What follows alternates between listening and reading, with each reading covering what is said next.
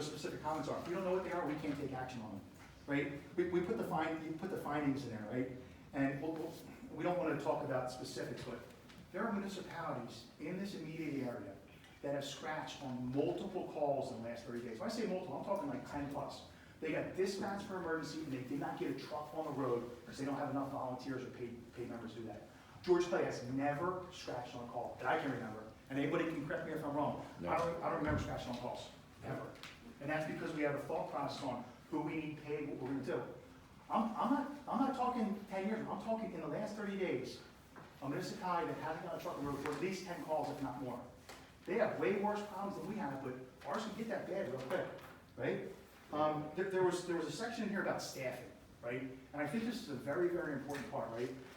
Jose made a comment that he was happy to see the number of calls that firefighters made, right? And we went through the run sheet of the number of calls in there. And you may not follow where I go with this, but we have to explain that today, right? We talk about the number of calls each firefighter made, right? I'm gonna go on the top 7. So the one that made the most calls, the first one to the 7th one, right? Every single one of those people, 2 of them are paid employees of the borough, right? One of them works there full-time, one of them worked for us part-time and works for the borough full-time now. 2 of them are paid employees, 2 of the 7. The next 5, right, are retired or have an alternate work schedule. They work a swing shift, so they work 12 on, 10 off or something like that, right? You don't get to 8 volunteer for somebody who works a Monday through Friday, 8 to 5 job, 40 hours a week to provide firefighting services, right? So the borough has to look at that and say, it's great that we have all these volunteers, but you only get it because people are retired or not working. Some of them were laid off one of them was laid off for 9 months, one of them was laid off for 3 months. The fire company benefits from that, and you don't see the true issue that we have with the number of volunteers here to provide firefighting services. You're benefiting from those alternate work schedules, and you don't know that. That's something you need to understand to find out what you need to identify what the scope of service is, how you fund it, how you staff it going forward, right? We talked about the fire calls. I know Dave Martin up here last month talked about mutual aid, right? And I said it before, the borough decides what service we provide. If you say we only want you to respond to 1 square mile in West Conshohocken, and don't go to Conshohocken, don't go Lomé, and go to others, that's your decision. I think that would be a detrimental mistake, right? There's mutual aid agreements with Conshohocken, Plymouth, White Marsh, Lower Marion, Upper Marion, Radnor, Delco County, Montgomery County, and the state. Mutual aid agreements, how we provide services. There was just a fire there today over in Plymouth, White Marsh, right, during the day. I looked at the category, I think there were 15 fire companies there. That's what you need during the day for a fire out. You need 15 fire companies to bring 2, 3 individuals each to go put that fire out. The mutual aid system is set up. If you look at SR6, they talk about EMS doing closest responder. Put it down there, closest EMS response. That's the way it's going to be for fire going forward. It's going to be the closest responder. You're not going to be able to say, we're going to do this, we're going to do that. It's going to be a closest responder. That's going to be a mutual aid agreement at the county level. We talked about, again in here, the operating reimbursements, right? Every single bill that comes down here for reimbursement has been reviewed by the 5 trustees in a trustees meeting the last Sunday of the month. Yep. Last Sunday of the month, they meet at 7, 8 o'clock every Sunday night on their own time and review every single bill. And then Tuesday night, the membership shows up. All those bills sitting on the table, and every member reviews those bills. And let me tell you, he talks about getting beat up. They get beat up every month of those bills about what we should pay and we shouldn't pay. We're doing our fiduciary responsibility again and again up there, and we're doing exactly what the borough has asked to do about sending bills down here. It said the bills are paid off of past practices and prior understandings, right? That's not the way it should be. It should be based off of what I read from that Senate resolution that says you have to dictate fire and rescue service, you have to fund it. Not off past practices, what you're required to fund, right? And as I read that Senate, accounting services, legal services, engineering services, that's all required to run that firehouse. That's what we need paid for to run that firehouse. In 2018, you didn't pay for the air conditioner at the firehouse because the comment is that building is owned by the firehouse, right?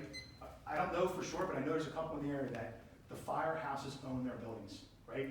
I mentioned Center Square and paying $4 million to build a new firehouse up there. That thing is a castle, it's beautiful. And they made a comment to say recruitment retention. I don't know why the fire company is being penalized because well over 100 years ago, somebody granted land and the fire companies had a firehouse up there that the borough has not had to build. They didn't have to build a $4 million firehouse. You want to own the firehouse? Let's build a new firehouse for, I don't think it would be $4 million, maybe $2 million. You can own it, you can have it, man. It's yours. But right now, you're looking to gift horse in the mouth. You can have to buy a firehouse. We're asking you to maintain it because we can't maintain it on $8.30 at a pancake breakfast before expenses. You're talking like $6 an hour, $7 an hour.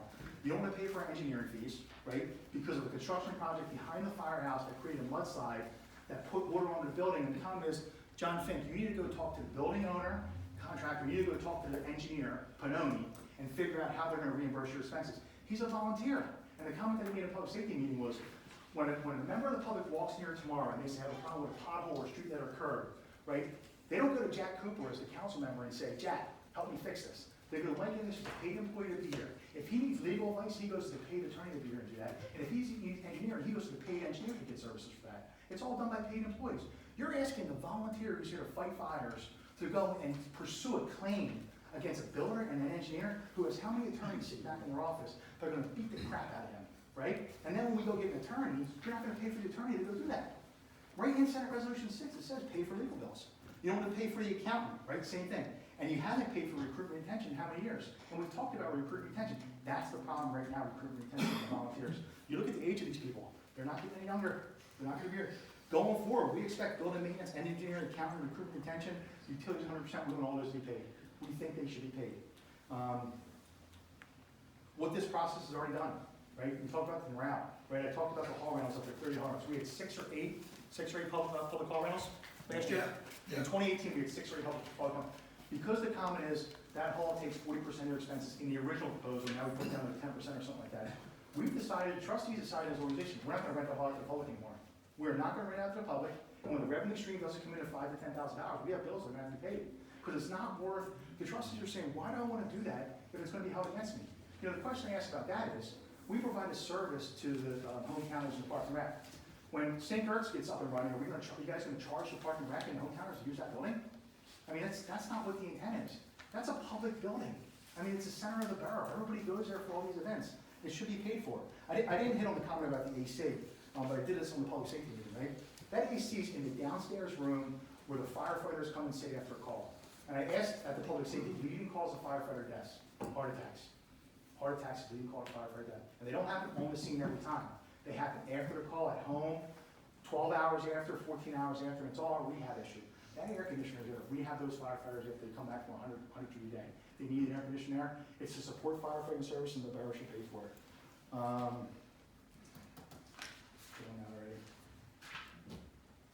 Recommendations, and this one I'm going to get into this.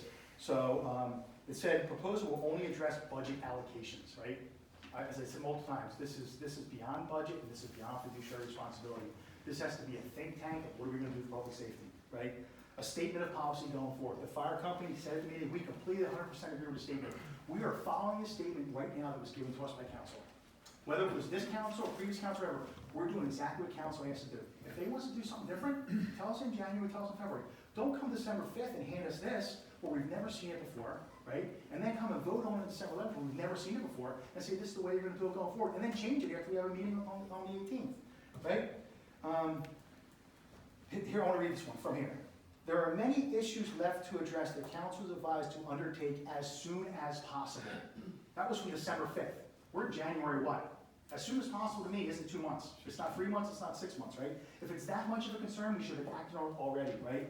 Some will be listed here. We're talking about this report right now, right? And others have been reported in other documents or forms, such as the Fire Assessment and Strategic Plan commissioned by council in 2014.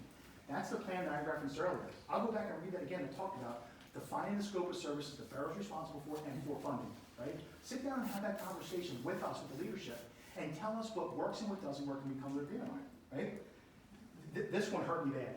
This one really hurt me bad, and it should hurt every member sitting in this room right now. The George Clay Fire Company is an autonomous legal entity with plural business interests, such as serving the needs of its membership. I've asked multiple members in our firehouse. At the meeting, there were 14 in attendance and multiple after that, and I've asked multiple other firefighters in multiple other municipalities, what needs of yours are served by your volunteer firehouse? There was not one. The comment that got thrown out to me was, get woken up at 3 o'clock in the morning, seeing a dead body, right? Like, there are no need, nobody's getting paid to be at that, John Latanzi gets paid to be there, the weekend guys get paid. Nobody else is getting paid to be at that firehouse. You do it because you care, right? I told you before, I live in Plymouth Township, right? I don't know why I keep coming over here, maybe it's Pat Kelly in the park or something, I don't know. The firehouse occupies a larger building which houses other activities separate from firefighting purposes. There is nothing that we do at the firehouse that doesn't support firefighting services. The Constitution of the George Clay Firehouse, right? The objective and purpose for this corporation is formed in the support and maintenance of a steam fire engine, hose, and ladder company, and for the additional purpose of the extinguishment of fires and the preservation and protection of life and property from loss, injury, or destruction by fire, or any other emergency where the services of the fire company may be required. That's the Constitution of George Clay Fire Code. It's been in existence for well over 100 years. That's what we're here to do, provide fire and rescue services. We shouldn't be here to fundraise and pancake breakfasts and make money to support it. We do that to support the community and show them that we're here and maybe get a volunteer out of that, maybe, right? It's what we do because we care about the community.